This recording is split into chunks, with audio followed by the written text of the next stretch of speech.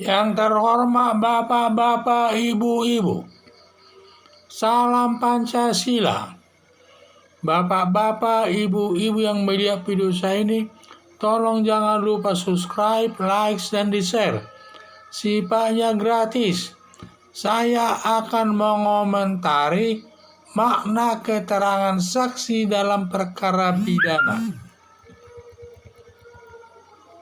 Dalam setiap perkara pidana, selalu ada saksi untuk bukti menentukan kesalahan terdakwa atas perbuatan kejahatan yang dilakukannya. Keterangan seorang saksi dapat diberikan dalam 3 hal, yaitu 1. Apa yang didengarnya secara langsung. Jadi keterangan yang diberikan itu harus langsung didengarnya. Apa yang didengarnya itu harus langsung didengarnya kejadian itu. Tidak boleh keterangan yang didengarnya itu diperolehnya dari orang lain. Dan juga harus benar-benar keterangan itu langsung didengarnya. Itulah yang namanya keterangan saksi yang benar. Dan 2, apa yang dilihatnya secara langsung. Juga harus ada kata langsung di sini ya. Jadi dia melihat kejadian ini secara langsung, tidak di cerita-cerita orang. Umpamanya kalau ada tabrakan, dia jadikan saksi. Benar-benar dia melihat kejadian tabrakan tersebut yang berakibat orang lain mati. Jadi secara langsung dia lihat, bukan ke cerita-cerita orang lain.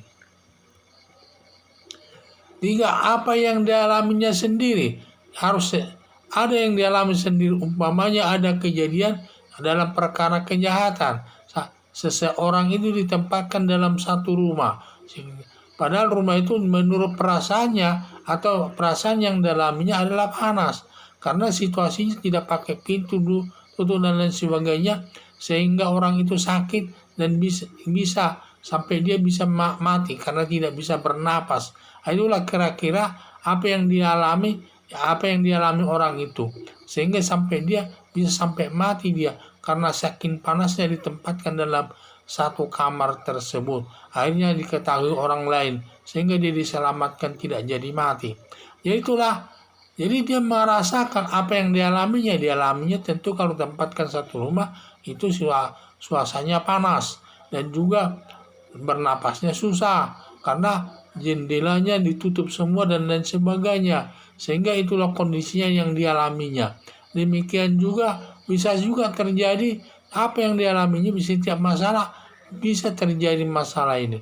Umpamanya dalam adanya kecepatan tinggi mobil, karena umpamanya pada saat dia berdiri tidak melihat kecelakaan itu, tetapi ada merasakan ada mobil kecepatan tinggi, karena dengan kecepatan tinggi ini akhirnya dia menabrak orang di depannya itu. Akhirnya yang dirasakannya dia cepat mobil itu, di mana rambutnya sampai berterbangan.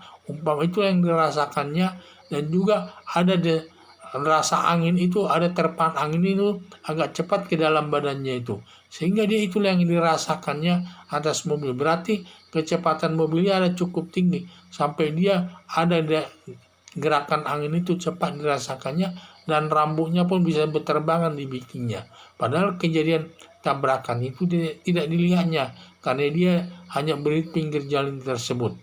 Tetapi pada saat kejadian tabrakan dia tidak lihat. Tetapi pada saat mobil itu melewati dia terasa bahwa mobil kecepatannya tinggi sampai anginnya dirasakan badannya itu anginnya cepat, dan juga rambutnya sampai berterbangan. Itu yang dirasakannya itu. Keterangan saksi tidak boleh dengan perkiraan-perkiraan atau pendapat atau dugaan-dugaan. Dia tidak boleh memberikan kesaksian. Sering orang memberikan pendapat, itu pendapat saya dan lain sebagainya. Langsung itu dibilang lagi, jangan memberikan pendapat. Harus apa yang kau dengar sendiri, apa yang kau lihat sendiri, apa yang kau alami sendiri. Hanya itu yang bisa diberikan dalam keterangan seorang saksi kepada di depan hakim.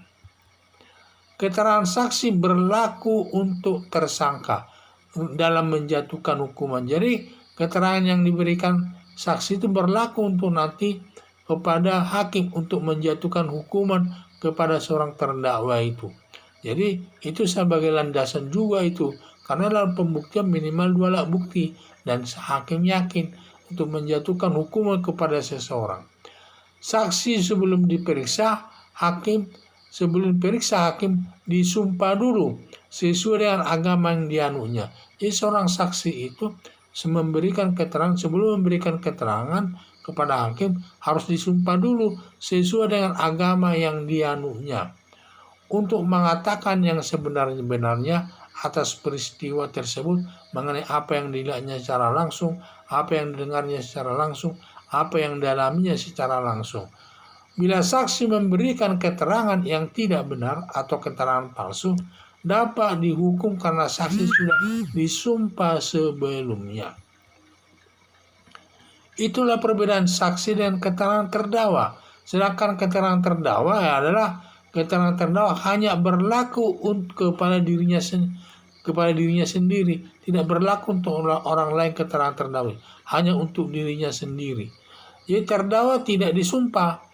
Karena untuk berlaku diri sendiri, terdakwa tidak disumpah dia.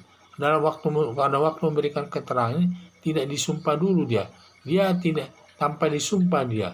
Kalau saksi harus disumpah dulu. Kalau terdakwa tidak disumpah dia. Baru bebas dia memberikan keterangan baik berbohong atau yang benar. Hanya saja kalau dia memberikan keterangan bohong, diperberat hukumannya. Umpamanya seseorang itu memberikan keterangan berbelit-belit di muka sidang, maka nanti hakim bisa memperberat hukumannya. Tetapi bila terdakwa mengaku terus terang perbuatannya, biasanya diperingan hukumannya dari biasanya.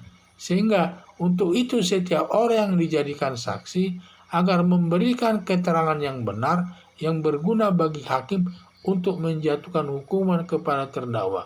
Sedangkan bagi jaksa tidak ada masalah, karena kalau saksi memberikan keterangan bohong dapat dituntut pidana. Sekian dan terima kasih.